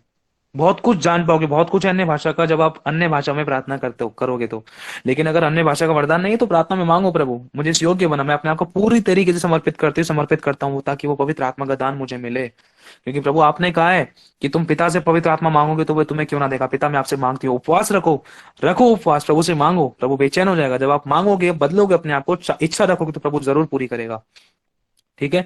और दूसरा, आत्मा में प्रार्थना और विनती किया करो। जिसके पास अन्य भाषा का वरदान नहीं है तो वो आराधना भी कर सकता है, विनती भी कर सकता है, वो प्रार्थना में लोलीन भी रह सकता है। चलते फिरते, खाते पीते, उठते बैठते, स्कूटर, बाइक, साइकिल चलाते चलाते प्रार्थना। धन्यवाद, हालेलुया, धन्यवाद चंगा की आशीष दी, धन्यवाद हमारे साथ चलने के लिए, धन्यवाद हमारे काम में बरकत देने के लिए, धन्यवाद अपनी महिमा के लिए इस्तेमाल करने के लिए। ये प्रार्थना है आपकी। और ये धन्यवाद करते करते शैतान के सर को ऐसा कुचल देगा कि वो अपने संग सर तोड़ लेगा, सींग फोड़ लेगा। वो इतना बौखला जाएगा कि ये तो हर बात में धन्यवाद ही, और खुदा को कुछ नहीं चाहिए। लिखा है, सब बलिदानों से बढ़कर, सब दानों वरदानों से बढ़कर एक दूसरे से प्रेम करना। अगर हम प्रेम करते हैं तो दूसरों के लिए, अपने लिए, सबके लिए प्रार्थना करेंगे, और उसके साथ साथ धन्यवाद। प्रभु चाहता है कि यही हमारी आत्मिक सेवा है, कि हम हर बात में परमेश्वर का धन्यवाद करें, अपने आप को जीवित पवित्र भावता हुआ बलिदान करके चढ़ाएं, मतलब अपने आप को पवित्र करके उसके लिए दें। तेरी मर्जी मुझे पूरी हो। लिखा है, तुम्हारे विनती और निवेदन धन्यवाद के साथ परमेश्वर के सम्मुख उपस्थित किए जाएं। किसी बात की चिंता मत करो, परंतु तुम्हारे विनती और निवेदन परमेश्वर के सम्मुख धन्यवाद के साथ उपस्थित किए जाएं। कितना भी दुख था, धन्यवाद इस दुख के लिए, धन्यवाद ऐसे लोगों के लिए, धन्यवाद इस समस्या के लिए, कलेश के लिए, लड़ाई के लिए, मौत के लिए, एक्सीडेंट्स के लिए, परेशानी के लिए, धन्यवाद उन दुखों के लिए, धन्यवाद ऐसे लोगों के लिए जो कठोर हैं, जिनके द्वारा प्रभु में तेरे और नजदीक आई। धन्यवाद, धन्यवाद, धन्यवाद, धन्यवाद। ये आपकी प्रार्थना बन जाएगी, आपको पता नहीं चलेगा। और कब शैतान आपके पैरों तले कुचला जाएगा, कब आपके रुके हुए काम बनेंगे, कब आपके जीवन में, परिवारों में बदलाव आएंगे, आपको खुद पता नहीं चलेगा। आप आंसुओं में आ आकर खुदा का धन्यवाद करोगे, खुशी के साथ। और विनती करते रहो, और इसीलिए जागते रहो कि सब पवित्र लोगों के लिए लगातार विनती किया करो। मतलब पवित्र लोग कौन? परमेश्वर के अभिषिक्त, परमेश्वर के याजक, परमेश्वर के सेवक, परमेश्वर के प्रचारक। उनके लिए प्रार्थना करते रहो। क्यों? क्योंकि अगर उनके लिए प्रार्थना नहीं कर रहे हैं तो हम परमेश्वर के वचन को कैसे सुनेंगे, परमेश्वर के वचन की गहराई को कैसे जानें? क्योंकि परमेश्वर अपने भेदों को अपने अभिषिक्तों पर प्रकट करता है। अगर अभिषिक्त सही सलामत नहीं है तो अभिषिक्त, अगर प्रचारक ही नहीं है, अगर मास्टर ही नहीं है स्कूल के अंदर, तो पढ़ाई कैसे करेंगे? अब ये बात समझ सकते हो आप। किताबें भी रखी रखी रह जाएंगी, किताबों को समझ नहीं पाएंगे, कौन सा क्या आंसर है, क्या प्रश्न है, कैसे जीना है, कैसे चलना है, कहाँ पर क्या लिखना है, कैसे क्या पेपर देना है, कहाँ पर क्या आंसर होता है, कहाँ पर बहुत सारी बातें आप समझ सकते हो। जब तक स्कूल के अंदर मास्टर नहीं है ना, तो स्टूडेंट अधूरा है। कहते हैं ना, गुरु बिना गति नहीं है, तो बात वही है। इसीलिए पवित्र लोगों के साथ, अगुओं के लिए, पवित्र लोगों के लिए, अगुओं के लिए, अपने परमेश्वर के दास दासियों के लिए, परमेश्वर के अपोस्टल्स, प्रेरित, इवेंजलिस्ट, टीचर, प्रीचर, पास्टर्स के लिए, प्रभु के सुसमाचार प्रचारकों के लिए प्रार्थना किया करो। प्रभु उनको हियाव दे, उनको बुद्धि दे, ज्ञान दे, समझ दे, तेरा डर दे, पवित्रता में चला, अपने वचनों से भर, प्रकाशनों से भर, गुड़ गुड़ भेदों से भर, और सामर्थ्य से भर उनको, ताकि जब वो सामर्थ्य वचन, जब तू अपना सामर्थ्य वचन, जब तू उनके द्वारा हमारे बीच में लेकर आए, तो हम सबके छुटकारे हो, हमारी परेशानियां खत्म, हमारी तकलीफें खत्म, हमारे जूहे टूटे, हमारे दुख, हमारी समस्या, हमारे शोक आनंद में बदले, आशीष में बदले, प्रेम में, चंगाई में, छुटकारों में बदले। प्रभु हमारे अगुओं को सामर्थ्य से भर, ताकि वो जब वो सामर्थ्य रूप से हमारे बीच में आए तो हमारे छुटकारे हों। समझने की कोशिश करना। और आगे लिखा है, विनती क्या करो, और मेरे लिए भी, मुझे भी बोलने के समय एक ऐसा प्रबल वचन दिया जाए। जैसे आपने सारे हथियार पहन लिए, यीशु के लहू से अपने आप को धो लिया, यीशु का लहू अपने अंदर मिला लिया, आत्मिक सारे हथियार पहन लिए, तो आपको आत्मा में प्रार्थना भी करनी है, आराधना भी करनी है। अगर आत्मा में प्रार्थना नहीं करने आ रही है, अगर आपको पवित्र आत्मा का दान या अन्य भाषा का वरदान नहीं मिला है, वरदान दान नहीं मिला है, तो आप अनाराधना भी कर सकते हो। आराधना के साथ साथ आप मतलब वचन में भी लॉलिन रह सकते हो, ऑडियो बाइबल सुन सकते हो, और उसके साथ साथ खासकर आप हर बात में धन्यवाद भी कर सकते हो। चलते फिरते, प्रभु तेरा धन्यवाद मेरे घुटने ठीक है, धन्यवाद मेरे कपड़ों के लिए, धन्यवाद मैं नंगा नहीं हूँ, धन्यवाद मैं बीमार नहीं हूँ, रोगी नहीं हूँ, मैं इमरजेंसी रूम में नहीं पड़ा, धन्यवाद मैं ओपीडी में नहीं पड़ा, धन्यवाद मैं लाइनों में नहीं लगा दवाई गोलियों बीमारियों की। ये धन्यवाद के विषय, आपको पता नहीं चलेगा कि आपकी धन्यवाद कब प्रार्थना बन जाएगी, और कब आत्मा आपके अंदर आकर प्रार्थना करने लगेगा, और कब आपकी प्रार्थना का उत्तर मिल जाएगा। ये सच्चाई हम जानते हैं, अनुभव है हमारी जिंदगी में इस बात का। तो इसके साथ साथ आत्मिक हथियार पहन लिए, धन्यवाद ही है, प्रार्थना विनती कर रहे हैं कंटिन्यूसली, अगुओं के लिए, अधिकारियों के लिए, परमेश्वर के सेवकों के लिए प्रार्थना कर रहे हैं। उसके साथ साथ अब लास्ट में हमें अपने लिए भी ये प्रार्थना करनी है कि प्रभु, जब मैं बोलूं तो मुझे ऐसा मजबूत सामर्थ्य वचन दे कहने का मतलब, जब आप आत्मिक हथियारों को पहनकर संसार में जाते हो या अपने नौकरी बिजनेस धंधा रोजगार में जाते हो, अपने सुबह उठकर अपने कामों में व्यस्त होते हो, तो आपके शब्दों के द्वारा कोई गलती ना होने पाए, कि प्रभु मेरे शब्द, मुझे ऐसा प्रबल वचन दे ताकि मेरे मुंह से सच्चाई, खराई, पवित्रता की और खरी बात निकले, जिससे कि सुनने वाले के हृदय छिदे और कठोर हृदय नम्र हो और मेल मिलाप आए, प्रेम आए, शांति आए, आनंद आए, आराम आए, कोई लड़ाई दंगा, कोई झगड़ा कलेश, कोई मिसअंडरस्टैंडिंग ना होने पाए। ठीक है। तो प्रभु मुझे ऐसा ऐसा मजबूत वचन दे। तो प्रभु आज हमें ये सिखाना चाहता है कि हमें आत्मिक हथियारों को पहनना है, रोजमर्रा के कामों में हमें ये बातें करनी है, क्योंकि यही तरीका है एक विश्वासी के आत्मा में बढ़ने का, प्रार्थना में बढ़ने का, प्रकाशों में बढ़ने का, वचनों में बढ़ने का, और सब प्रकार से आत्मिक उन्नति करने का। और अगर हम आत्मिक हथियारों को पहनते तो रोजाना हमें एक चैप्टर नीति वचन का जरूर पढ़ना है, डेट के हिसाब से। जैसे आज मान लो 9 तारीख, आज 10 तारीख है, तो 10 तारीख है तो 10वें दिन का 10वां अध्याय पढ़ लो, रोजाना एक एक अध्याय। अगर महीना 30 का है तो 31 अध्याय उसके अंदर दे रखे हैं नीति वचन में, तो आखिरी दिन में आप दोनों अध्याय भी पढ़ सकते हो। तो जितना उस बुद्धि के वचनों को पढ़ोगे, जितना उन गहरी बातों को पढ़ोगे ना, तो उतना आपके अंदर वचन समाएगा। आपके मुंह से बात बात पर वचन निकलेंगे, बात बात पर वचन परमेश्वर आपको करेक्ट करेगा, बात बात पर वचन आपको आत्मा में डालेगा, परमेश्वर वचन के द्वारा बोलेगा, वचन के द्वारा शिक्षा देगा। आप अगर कोई डिसीजन नहीं ले पा रहे हो, आप कुछ चुनाव नहीं कर पा रहे हो, आपको समझ नहीं आ रहा कि करा क्या जाए, तो वचन आपके अंदर आएगा, वचन बोलेगा, बात करेगा, आपको आत्मा में याद दिलाएगा प्रभु वचन। कब याद दिलाएगा? जब आप पढ़ोगे तभी तो वचन पढ़ना जरूरी है। ठीक है, नीति वचन रेगुलरली रोज पढ़ना है। इसके अलावा अगर आप कोई और चैप्टर पढ़ना चाहते हो वो आपकी मर्जी है, लेकिन मैं अपना नॉर्मली बताता हूँ। जैसे मेरा है, नीति वचन पढ़ने की पूरी पूरी इच्छा रहती है, और भजन संहिता की मेरी इच्छा, मुझे बहुत अच्छा लगता है भजन संहिता पढ़ना। तो मैं भजन संहिता पढ़ने की पूरी पूरी कोशिश करता हूँ कि प्रभु मैं भजन संहिता पढूं। और भजन संहिता में पता नहीं 119 अध्याय, शायद 119 अध्याय, जिसमें बहुत सारे, वो 100 से भी ऊपर ज्यादा वचन है उसके अंदर, शायद वो पढ़ने की कोशिश करता हूँ, मुझे बहुत अच्छा लगता है। लिखा है, आहा मैं तेरी व्यवस्था से कैसे प्रीति रखता हूँ, दिन भर मेरा ध्यान उसी पर लगा रहता है। तो अपनी आज्ञाओं के द्वारा मुझे अपने शत्रुओं से अधिक बुद्धिमान करता है, तेरी आज्ञाएं मेरे हृदय में रहती है। मैं अपने सब शिक्षकों से भी अधिक समझ रखता हूँ, क्योंकि तेरा तेरा वचन, मेरा ध्यान तेरी चितौनियों पर लगा है। मैं अपने सब शिक्षकों से भी अधिक समझदार हूँ, और क्योंकि मैं तेरे उपदेशों की शुद्धि रखता हूँ। बहुत कुछ, बहुत सारी बातें लिखी हैं हमें मजबूत करने के लिए, मोटिवेट करने के लिए, बढ़ाने के लिए, हमारी आत्मिक उन्नति के लिए, शैतान के सर को कुचलने के लिए। और इसके साथ साथ एक आगे के 1-2 अध्याय हैं, वो भी पढ़ सकते हो। जितना आप ज्यादा पढ़ोगे उतना बेस्ट है, ताकि आप वचन के द्वारा सही शिक्षा पाओ, वचन के द्वारा समझ पाओ, वचन के द्वारा आप अगुवाई पाओ, कि आपके जीवन में पूरे दिन में आपके सामने जो चुनाव आ रहे हैं, जो समस्याएं आ रही है, उनका काट आप कैसे करोगे? वचन से ही करोगे, और वचन की तलवार आपको बता दी है। तो ये तौर तरीके हैं। तो इस तरीके से एक मसीह व्यक्ति अगर अपने जीवन में शुरुआत करेगा, ये परमेश्वर का वचन गारंटी देता है, क्योंकि हथियार ये खुदा ने खुद बोले हैं। ये तरीके, तौर तरीके खुदा ने अपनी आत्मा से, अपने अभिषिक्त के द्वारा, अपने सामर्थ्य से, अपनी आत्मा से, अपने वचन के द्वारा सिखाए, समझाए, बताए हैं, सिखाता है। और ये हमें करना जरूरी है, और ये हमारी जिंदगी के अनुभव है, और इनके बाद से तो हमारी लाइफ को परमेश्वर ने हमें पीछे मुड़कर देखने नहीं दिया। भले ही आपको छोटी बात लग रही होगी, लेकिन आप इसको करना जरूर, देखा ना, प्रभु जरूर ट्रांसफॉर्मेशन लेकर आएगा, और उस बात की गवाही भी दोगे आप। जब से मैं ये करने लगे, तब से मुझे दर्शन आने लगे, स्वप्न आने लगे, प्रभु दर्शन में आ रहे हैं, स्वप्नों में आ रहे हैं, अच्छी अच्छी बातें दिखाई दे रही है, प्रभु होने वाली बातों को प्रकट कर रहा है, प्रभु होने वाली समस्या को, घटना को बता रहा है कि हाँ भाई ये घटना ऐसे हो सकती है, तू उस बात के लिए प्रार्थना कर। तो इन बातों को आप समझ पाओगे, आपकी आत्मिक उन्नति होगी। जब आपकी आत्मिक उन्नति होगी, तो प्रभु अपने गुड़ गुड़ भेदों, प्रकाशनों को, रेवलेशनों को आपके ऊपर प्रकट करेगा। क्यों? क्योंकि आप इन बातों को लगातार कर रहे हो, आप खोज रहे हो, आप चाहते हो, पढ़ रहे हो, आराधना में, प्रार्थना में, अन्य भाषा में लौलीन हो। जिसको अन्य भाषा मिली वो अन्य भाषा में लौलीन है। लगे पड़े हो कि हाँ प्रभु, मुझे तुझे चाहना है, समझना है, देखना है, सीखना है, सुनना है, तुझ में और आनंदित रहना है, तेरी भरपूरी से परिपूर्ण होना है, तुझे और गहराई से जानना है, समझना है, तृप्त होना है। प्रभु मैं तृप्त नहीं हुई, प्रभु मैं तृप्त नहीं हूं, मुझे वरदानों से बनना है, सामर्थ्य से बनना है। और प्रभु खासकर मेरा जीवन तेरे ग्रहण योग्य हो। अगर सब कुछ कर रहे, अगर जीवन ग्रहण योग्य नहीं, तो सब कुछ कूड़ा है। तो मेरे भाइयों और बहनों, प्रभु आशीष दे आप सभी को। जय मसीह की। इन बातों के लिए हम प्रार्थना करते हैं, आज से हमें ये सब कुछ करना है। ठीक है, प्रार्थना में चलते हैं। प्रभु यीशु, अपने आप को तेरे इन सभी बच्चों को तेरे लहू में ढांपते हैं, जो आज आपने सारी सामर्थी बातें, सामर्थी वचन, अधिकार और हथियार जो आपने सिखाए हैं, इनको अधिक इनको इस्तेमाल करने का आपने तरीका बताया है, वचनों को याद करने की हमें योजना बताई है, तरीका, सिचुएशंस बताई है, कि हम अपनी सब प्रकार की परिस्थिति, समस्याओं पर जय कैसे पाएं। क्योंकि हमारा युद्ध है, हमें अपने हिस्से का काम करना है, तब तू हमारा युद्ध लड़ेगा प्रभु।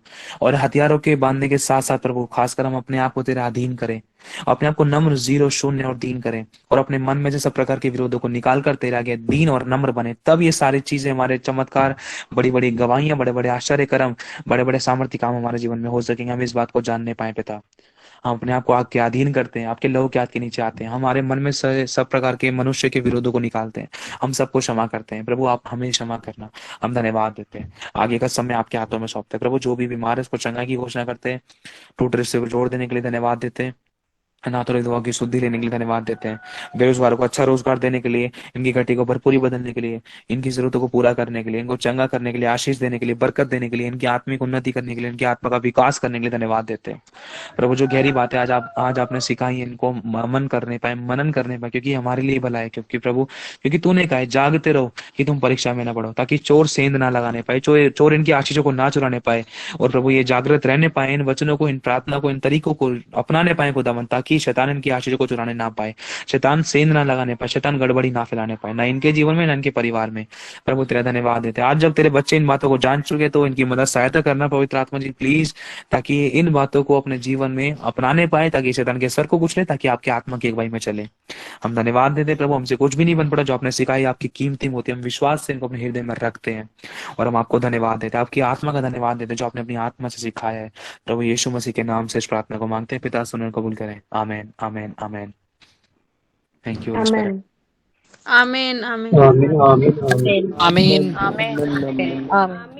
Amen. Amen. Amen. आमीन Amen. Amen. आमीन आमीन। और प्रभु का धन्यवाद हो। एक बात बताना चाहता हूँ, बहुत से लोग परीक्षा से गुजर रहे थे, बहुत से लोग समस्या से गुजर रहे थे, अपने लोग विरोध में हो रहे थे, लेकिन बिल्कुल बिल्कुल भी डगमगाना मत, बिल्कुल भी हार मत मानना, क्योंकि मसीह विरोधी का आत्मा काम कर रहा था। इस समय मसीह लोगों को, अपने खुद के लोग, घर के लोग, बाहर के लोग, परिवार के लोग, मतलब मैं अंगीकार नहीं करना चाहता। अब आपको पता है कि सदाव कितना है, और प्रभु के लोगों के बारे में झूठ बोल बोल के कैसी बातें कही जा रही थी।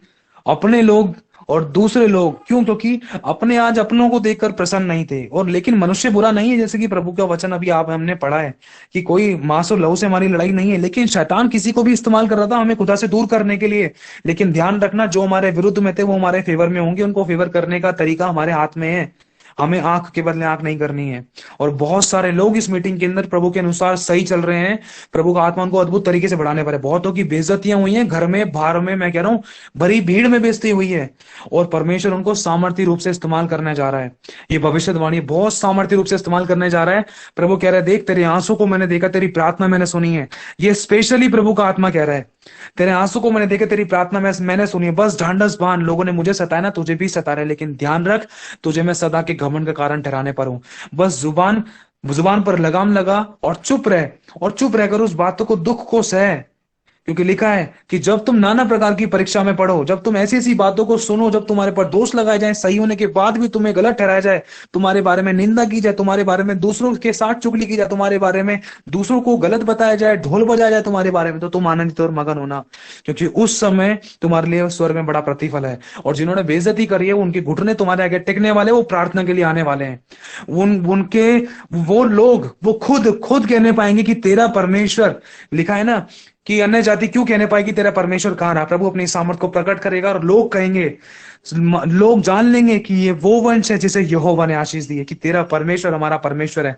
हमें अपने परमेश्वर के बारे में बताओ। बहुतों को परमेश्वर सुसमाचार प्रचार के लिए इस्तेमाल करने जा रहा है, बहुतों को प्रार्थना के लिए इस्तेमाल करने जा रहा है, बहुतों को आश्चर्य कर्म के लिए इस्तेमाल करने जा रहा है, बड़ी बड़ी गवाहियों के लिए इस्तेमाल करने जा रहा है।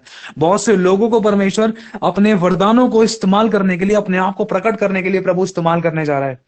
और जिन लोगों ने बेइज्जतियां की थी, जिन लोगों ने उंगलियां उठाई थी, वो जो विरोधी थे, उनके जीवन में परमेश्वर की महिमा प्रकट होने जा रही है। वो खुद प्रभु यीशु मसीह के आगे घुटना टेकेंगे, हर एक जुबान अंगीकार करेगी कि यीशु ही प्रभु है। ऐसा ही होने जा रहा है। लेकिन कब? जब हमें प्रभु में बने रहेंगे, चुप रहकर दुख को सहेंगे। ये लिखा है कि मैं तेरी परीक्षा कर कर मैं जान लूं कि तेरे मन में क्या है। प्रभु जानना चाहता है। यीशु को सताया था, यीशु सही था, लेकिन उसने अपना न्याय परमेश्वर के हाथों में सौंपा। मेरे भाई और बहनों, बस हमें चुप रहना है, धन्यवादी रहना है। ऐसे लोगों के लिए धन्यवाद करना है जिनके द्वारा हम प्रभु के पास आ रहे थे। ऐसे लोगों के लिए धन्यवाद करना है जिन्होंने हमें अपना शत्रु बना रखा था, उनको नाम ले लेकर आशीष देनी है। हमें आंख के बदले आंख नहीं करनी है। उनके घुटने टिकने का तरीका यही है। प्रभु के आगे दुहाई दो। रोना है रो प्रभु के आगे, आंसू बहाने, चिल्लाना है, गिड़गिड़ाना है, खुदा के आगे रो, लेकिन हमारे द्वारा कोई ठोकर ना खाए। बस हमारे दुख का हाल सिर्फ प्रभु जानने पाए। ध्यान रखना, हमारा प्रिय कौन है? कोई मनुष्य अगर प्रिय है तो हम ठोकर खा सकते हैं, लेकिन अगर हमारा प्रिय है जिससे हम दिल की बातें, अगर हम दिल की बातें किसी मनुष्य से कर रहे हैं तो ठोकर खा सकते हैं। मनुष्य से कर रहे हैं तो मनुष्य उन बातों को उड़ा सकता है, मजाक कर सकता है, हमारी कमजोरियों का फायदा उठा सकता है, हमारे आंसू का फायदा उठा सकता है, हमारी वीकनेस, हमारी नाकामयाबियों का, हमारे आंसू को मतलब ठट्टों में उड़ा सकता है, मजाक उड़ा सकता है, बुराइयां कर सकता है, हमारी कमजोरी के कारण हमारे ऊपर हावी हो सकता है। लेकिन जब हम उन्हीं बातों को, उन्हीं कमजोरी को, उन्हीं दुखों को, समस्या, परेशानी, कलेशों को, उन समस्याओं को, ऐसे लोगों के विषय में, जो अपने विषय में, जब हम प्रार्थना को लेकर, जब हम खुदा के पास जाएंगे, तो मेरे भाइयों और बहनों वो थाम लेगा, वो तिरस्कार नहीं करेगा, वो दोष नहीं लगाएगा, वो आपकी कमी नहीं निकालेगा, वो आपके पापों को उछालेगा नहीं, वो आपकी बुराई को उछालेगा नहीं, वो ढोल नहीं बजाएगा। वो एक ही बात कहेगा, ढांढस बांध, क्योंकि मैंने संसार को जीत लिया है। कुछ बहनें हैं, वो रो रही है इस समय, प्रभु का आत्मा उनको छू रहा है, वो रो रही है इस समय। प्रभु कह रहा है, मेरी बच्ची ढांढस बांध, मेरा हाथ तेरे सर पर है, जब मैं तेरे साथ हूं तो तेरा विरोधी कौन हो सकता है। कुछ भाई हैं जो शारीरिक रूप से अपने जीवन पर कब्जा नहीं पा रहे थे। प्रभु कह रहा है, प्रभु कहता है कि देख, मैं तेरे जीवन में आ रहा हूं, अपने आप को पवित्र कर, पवित्र कर। बुरी अभिलाषा, बुरे काम, बुरे कॉन्टेक्ट्स और बुरी संगति से दूर होने की पूरी लालसा रख। अगर ऐसा करेगा तो तू ठोकर नहीं खाएगा, और मैं तेरे जीवन में पूर्ण रूप से काम करूंगा। मैं तेरे जीवन में आ रहा हूं। प्रभु आ रहा है, खटखटा रहा है। प्रभु का धन्यवाद। Thank you Holi spirit. सारी महिमा पिता को मिले, यीशु मसीह के नाम में मांगते हैं, प्रभु की मर्जी के अनुसार हो। आमेन, आमेन, आमेन। हालात और परिस्थितियां बदलने जा रहे हैं आपके, तो प्रभु का धन्यवाद हो। सारी महिमा प्रभु को मिले। अब हम इस मीटिंग को यहीं समाप्त करते हैं, ठीक है? अब हम आगे बढ़ते हैं, तो जल्दी से अब सबकी सब रेड बटन पे क्लिक कर दीजिए, ठीक है? जय मसीह की सभी को, प्रभु आशीष दे। एक छोटी सी प्रेयर करते हैं, एक छोटी सी प्रेयर करते पहले, एक सेकंड प्रेयर करते जय हैं। मसीह। प्रभु यीशु, अपने आप को तेरे इन सभी बच्चों को तेरे लहू में डालते हैं। मेरे खुदावंद यीशु, जो भी तेरे बच्चे हैं, जो तेरा आत्मा ने बात करी है, जो वचन भी बीज बोएगा वो 30, 60 नहीं, हजारों हजार गुना फल लाए। फल आप में बने रहे और निरंतर आपके पौने पाए थे। न्याय के समय सबकी शुद्धि ली जाए। इनकी कमजोरी में तेरी सामर्थ सिद्ध हुई, इनके टखनों में तूने अपना बल दिया। तू कहता अपने माथे को दृढ़ कर, अपने घुटनों को मजबूत कर, क्योंकि यहोवा तेरे साथ है। जहां जहां तू जाएगा वहां वहां यहोवा तेरे साथ रहेगा। जिस जगह पर तू कदम रखेगी वो जगह मैं तुझे दे दूंगा। तेरे जीवन भर तेरे सामने कोई ठहर ना सकेगा। जैसे मैं मूसा के संग रहा वैसे मैं तेरे संग रहूंगा। ना तो मैं तुझे कभी छोड़ूंगा, ना कभी त्यागूंगा। मत डर, मैं तेरे साथ हूं। इधर उधर मत ताक, मैं तेरा परमेश्वर हूं। मैं तुझे दृढ़ करूंगा और अपनी धर्मी में दाहिने हाथ से संभाले रहूंगा। मैं उपाय करूंगा, तुझे ऊंचा उठाऊंगा। मैं तुझे सर ठहराऊंगा, पूछ नहीं। तुझे ऊपर रखूंगा, नीचे नहीं। मैं तेरी इज्जत, मान सम्मान को बढ़ाऊंगा। तेरी कीर्ति और प्रशंसा पृथ्वी की छोर तक फैला दूंगा। राजा लोग आकर मेरी बड़ाई करेंगे। मेरे परमेश्वर तेरी बड़ाई होगी। तेरा धन्यवाद देते हैं प्रभु। आपकी महिमा के मस्तक का ऊंचा करने जा रहा है प्रभु। तेरा धन्यवाद देते हैं प्रभु। यीशु मसीह के नाम में मांगते हैं, आमेन, amen. Thank you Holi spirit, सब कुछ सिखाने के लिए। Thank you amen. जीसस, आमेन। जय मसीह भैया।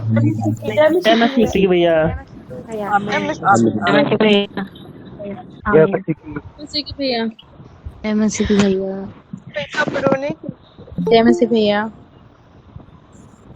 जय मसीह की भैया। जल्दी से अब रेड बटन पे क्लिक करिए, ठीक है? जल्दी से रेड बटन पे क्लिक करिए आप लोग। वो आशीष, जब हम नेक्स्ट मीटिंग में मिलेंगे, ठीक है?